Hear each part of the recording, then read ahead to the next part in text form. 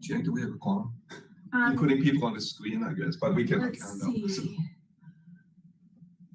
Well, people on the screen don't actually count, so let me see. We have 1, 2, 3, 4, 6. Passing for everybody. 6 will be okay. We don't seem to have town normal. We connect. We have you guys. I got 2. Right. And you. Yeah. So we do 6. have a quorum. Okay. If you count all the proxies. Yes. All right, let's go ahead. 10:33.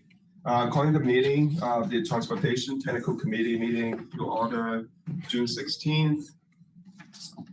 The beginning of the meeting, we're going to do a public hearing, and this is regarding the FY 2024 through 2028, the Transportation Improvement Program TIP, which all of you are familiar with, I assume. And so we have done the posting and all the legal requirements, and the public hearing is one of the required steps. And so I'm opening this time for public hearing, for public input, comments from anybody. I'll just note I have not received any comments, including from members of the committee or others involved in this process formally. Since we published, the actual publication period ends next week, the day before the policy committee meeting, so there's still time for comments to be made. But this is the opportunity for people to do so formally in the context of this meeting. I don't see anyone present unless I'm missing someone who is not part of our ordinary group and thus here to offer comment. Okay, so final call for public comments. Seeing none, we'll close the public hearing. And moving on to,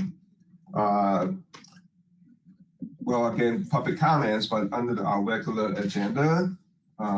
Same notation. Okay, thank you. So going to the approval of the minutes from the May 19th meeting. Comments, questions? If none, I'll take motion. So moved. So, okay. Second. Questions, comments, including folks on joining us virtually. Okay, seeing none. Those who are in favor, please say aye. Aye. Oppose? Okay, motion carried for approval. And again, you all know this, but again, for reminder, because the end of the declaration, the emergency declarations, only folks who are in attendance of the meeting in person can be counted, but subject to the Open Meetings Act, which allows certain exceptions. Just again for the record. Moving on to the item number 5 regarding the TIP. And Jen, would you please give us a little background comments? Sure. As you know, we published this document especially the Tuesday after our last technical committee meeting. And the comments I made that are reflected in the minutes regarding some of the changes in the structure and content of the TIP, reflecting comments we received and recommendations from the Federal Highway Administration pursuant to our review last year are reflected here. You may recall that it was a chart and table theme. A lot of that has been removed because it really was redundant and it was just me getting carried away. So it's a little shorter than in the past. The appendices have absorbed a little bit of what was removed. Specifically, I believe it's now appendix 5, but the text we used to have in the narrative portion of the main document included a discussion of the, okay, maybe it's not appendix 5, not sure. Anyway, it's got moved into an appendix. We're describing the advanced construction sort of financing mechanism. And I seriously doubt that anyone other than IDOT staff ever read it. So we moved it into appendix, so it's there if somebody needs it. It may actually be appendix 6 in any event. So that's still there, but some other sort of boilerplate stuff that turned out not to be that significant or overwritten has either been edited down or removed or displaced into an appendix. As you can see, this represents the project list for FY24 through FY28. Obviously, this disconnects a little bit from the state program. This document does not currently include the state program because it has not yet been released. So at such time as it is released, we will incorporate it into the TIP by amendment, as we did last year and in previous years. And as we've also previously discussed, the idea is to, when we have that information, to go ahead and amend, revise the document so that it includes that, but also to trigger another 30-day public review period, because the IDOT program represents such a significant percentage of the overall cost of the program that it seems only reasonable to say, okay, now that we've added this extra 50% or whatever of funding sourcing, that everyone should have a chance to look it over. So just depending on the time when it's released and it comes out of the governor's office and we have a chance to make those revisions, we'll do so. And then that will trigger that 30-day additional review. We'll do the usual notices and so on. And then at whatever point we reach the end of that, I would like to think it might be in August that we could do the amendment to bring it in, then we'll do that. And obviously I'll give everyone adequate notice that we're going to do that and what's involved, and probably a little narrative in a public notice, but also something you all will receive, just outlining the change or the amount of change based on the addition of those projects, whatever they turn out to be. And obviously at that time, we can also amend anything else that happens to need amending at that point, depending on how things go over the next couple of months with respect to everyone's projects. So other than that, you've all seen this. There's nothing terribly dramatic about it, except for these slightly being shorter. And unless anyone has questions about the document, that's it.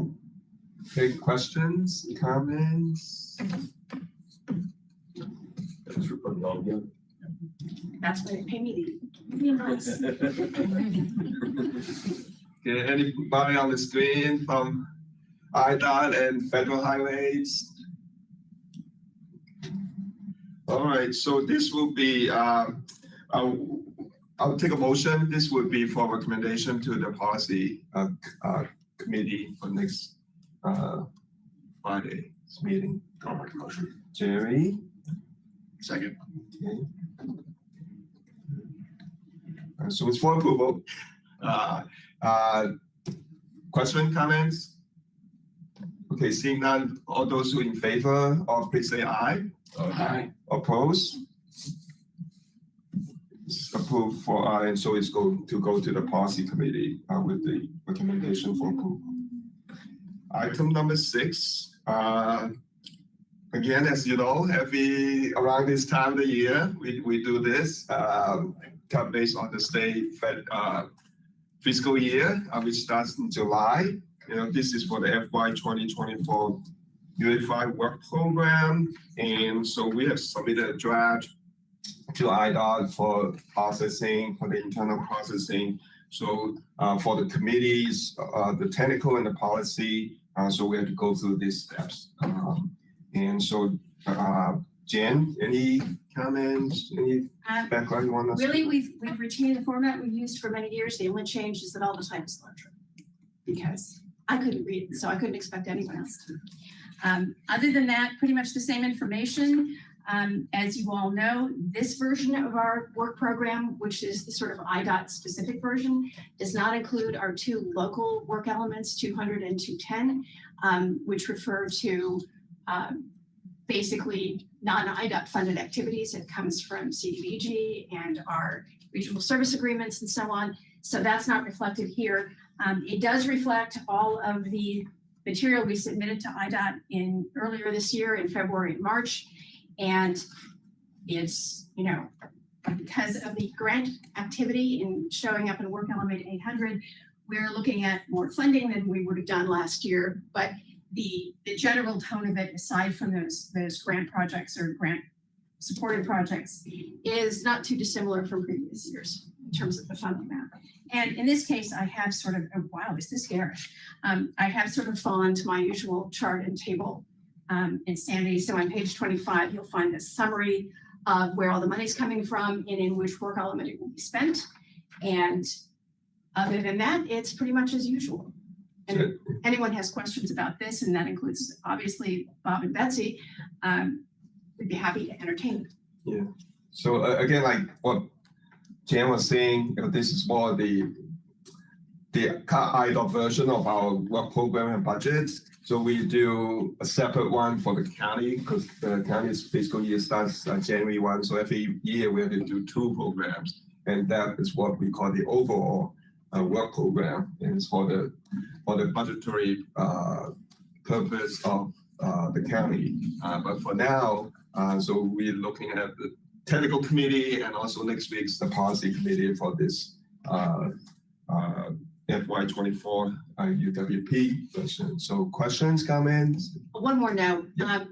as some of you will recall being discussed over the last year or so, we have actually a larger allocation for our MPO work program than in past years because the state took some unused funding and distributed to the MPOs for the purposes of allowing us to, expand our budget a bit and do some things we might not otherwise have been able to fund. So if you compare this year to last year, you'll see that effect quite clearly. And again, that in addition to the grant funded projects that we had in hand or in prospect last year, but now are confirmed and in the contracting process. That's the difference in the numbers and the fact that we have a work element 800 at the tail end, sort of breakout for each of those grants and what they're funding and what contributions are being made by local governments and agencies. Yeah. So we thank the federal government and the state for those additional money.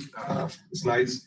I remember there were years that we don't have that luxury or even some cutbacks. So, but again, any questions, comments? Bob or Betsy, you want to make comments on this UWP? Up to you.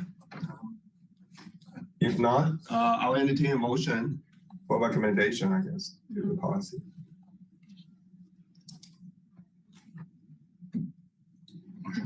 Thanks. Okay, Mark, second. Okay.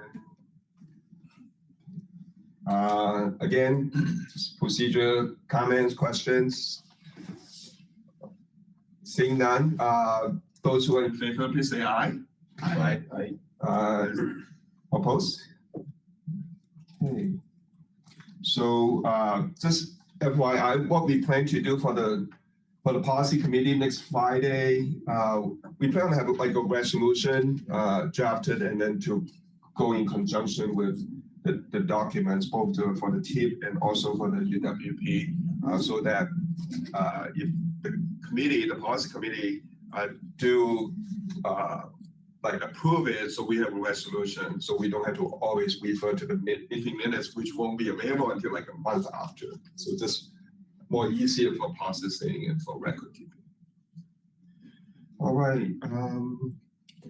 Item number 7, that which may arise. Anybody? If I may, we have one of our newer interns here. I'll let Luke to introduce himself. Hello, everyone. Okay, maybe louder because the people can see.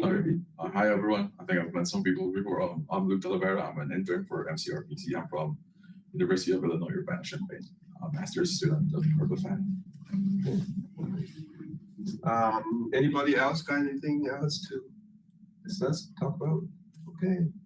Seeing none, next meeting, July 21st, anticipated for whatever reason. Because ordinarily, we in the course of this meeting and also the policy committee meeting at the end of the fiscal year, we would have proposed a schedule for the upcoming year's meetings. And I thought we would have an extra item on this agenda, and so kind of scrap that. Turned out we don't have that third item on the agenda, but we'll be dealing with that later in the summer. What I propose to do, if everyone is agreeable, is to essentially adopt the same scheduling principle we've always used and send you a list. And you can let me know, and we'll do the same thing with the policy committee. Let me know if those work. Again, we do the third Friday of each month, and at 10:30 for the technical committee, and then there's a similar rubric for policy. I just figured it didn't need to be an official action item for the purposes of this meeting. Okay, so okay, that's kind of keeping the third Friday for everyone. Okay. All right, sounds good. So I'll take a motion for adjournment. So Kevin, and Jacob. Okay. All those in favor, please say aye. Aye. Opposed, saying none, meeting is finished at 10:48. Thank you.